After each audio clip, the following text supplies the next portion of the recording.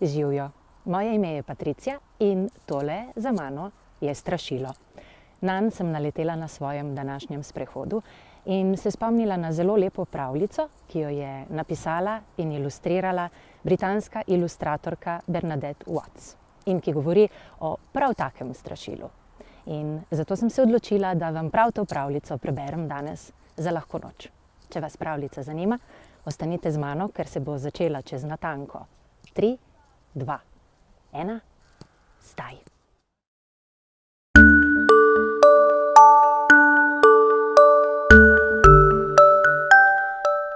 Ptičje strašilo.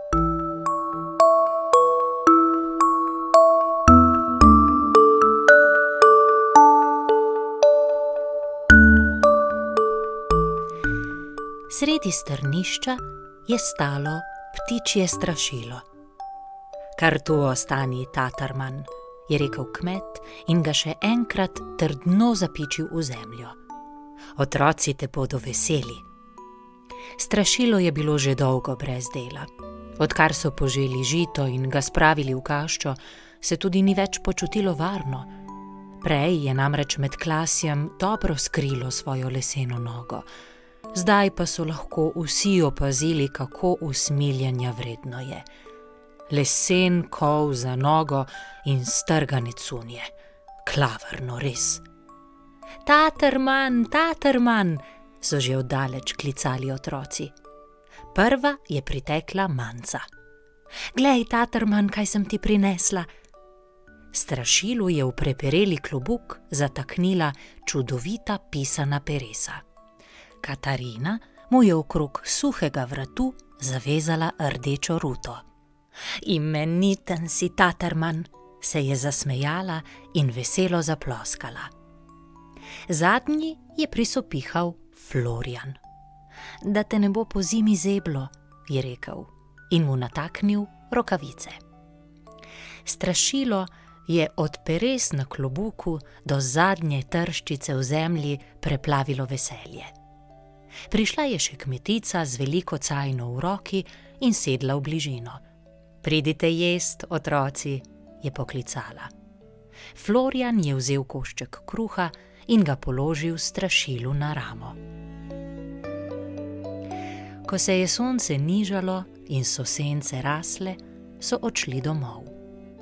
Strašilo je gledalo za njimi in v lahnem večernem vetrčku celo pomahalo v slovo.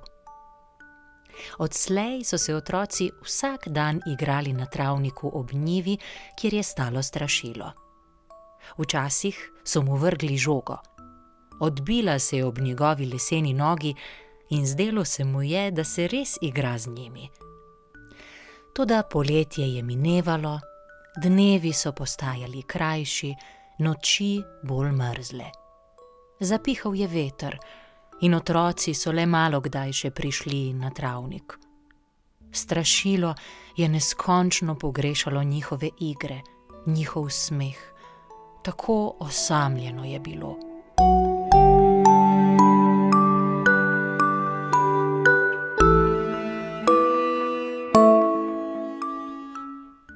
Priletela je vrana in sedla na njegov klobuk. Lahko vzamem ta lepi okrasek, je priliznjeno zakrakala, prav nesramno kljunila v klobuk, pograbila najlepše pero in odletela, še preden je ubogo strašilo sploh lahko odprlo usta. Nekega mrzlega oktobrskega večera je priskakljal čez polje zajček in sedel pred strašilo. Zakaj si tako žalostno? Je bil radoveden. Otroke pogrešam, se je zaslišal vzdih z vrha kola. Pojdi na kmetijo in jih obišči. Jaz sem bil prav danes ponoči tam. Tako lepo je dišalo po repi in zelju. Daj no, premakni se. Skupaj ste civa tja. Le kako naj se premaknem? Samo eno nogo imam, je obupano zastokalo strašilo.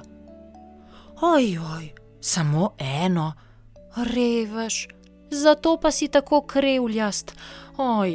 Ojoj, samo eno nogo.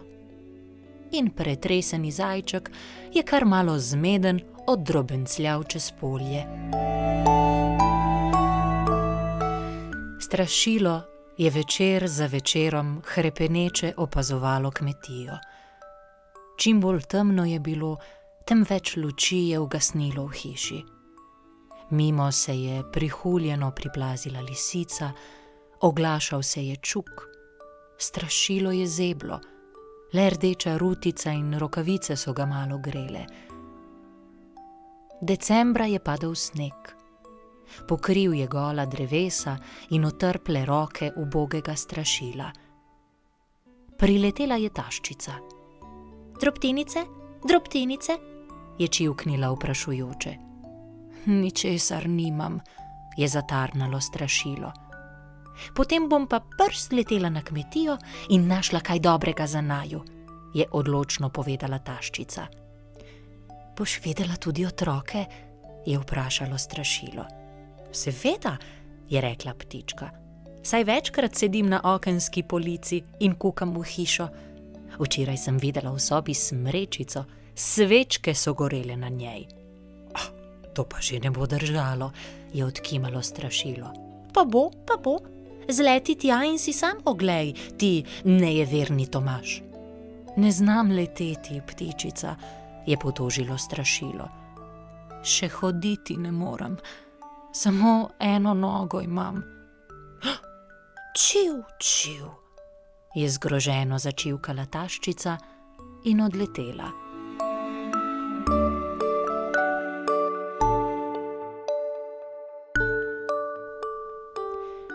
Januarja je pritisnil mraz, polja so pomrznila.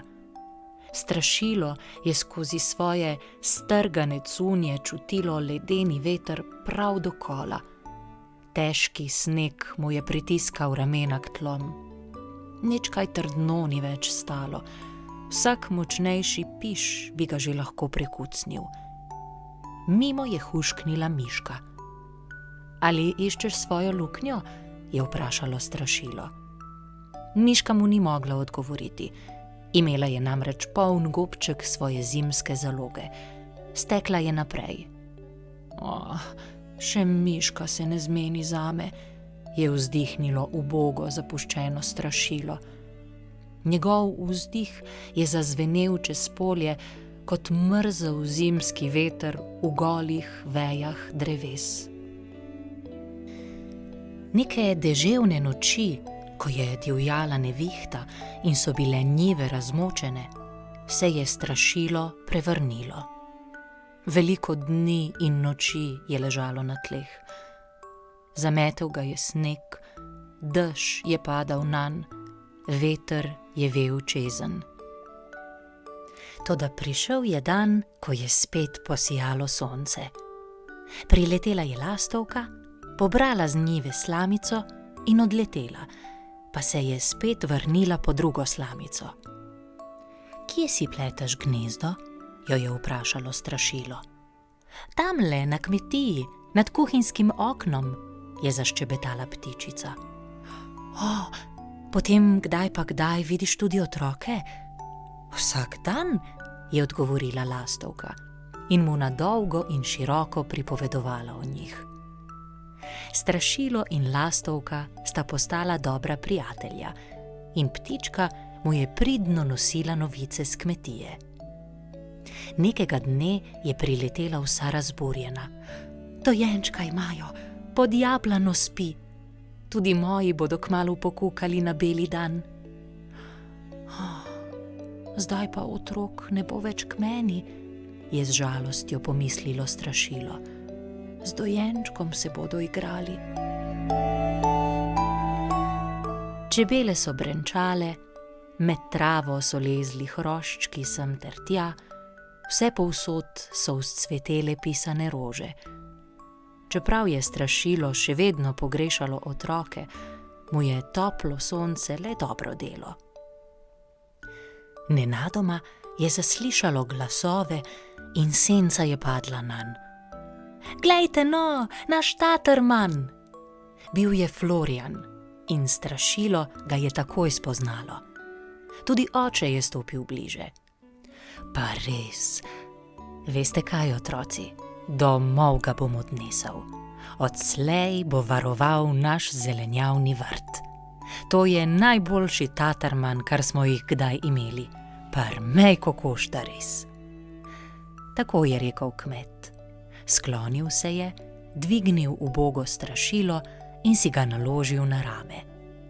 Katarina je stekla proti domu in že oddaleč vpila: Mami, mami, glej, koga smo našli! Otroci so oblekli strašilo v nova oblačila, v veliko srajco in rdeč brezrokavnik. In postavili so ga na sredo maminih gredic. Veliko in močno in ponosno je stalo tam. In bilo je srečno. Rokava sta plapolala v vetru in vsi golobi in vrabci so prestrašeni odprhutali stran. Kmet je bil zelo zadovoljen. Za nagrado je strašilu sam poveznil na glavo svoj sivi klobuk. Zdaj strašilo ni bilo nikoli več samo. Čez dan je opazovalo družino pri delu, ko pa se je spustil mrak nad polje in dom, je škililo skozi okno v sobo. In ko je šel Florjan spat, je vsak večer zaklical: Lahko noč, tatarman, dobro spi.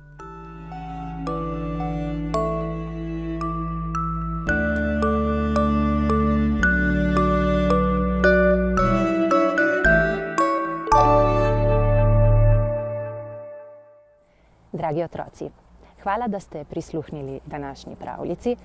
Želim vam lahko noč in ne pozabite, ko boste prihodnjič tudi sami na sprehodu, se ozrite okoli sebe in morda tudi sami naletite na prav takšno, morda pa celo lepše strašilo.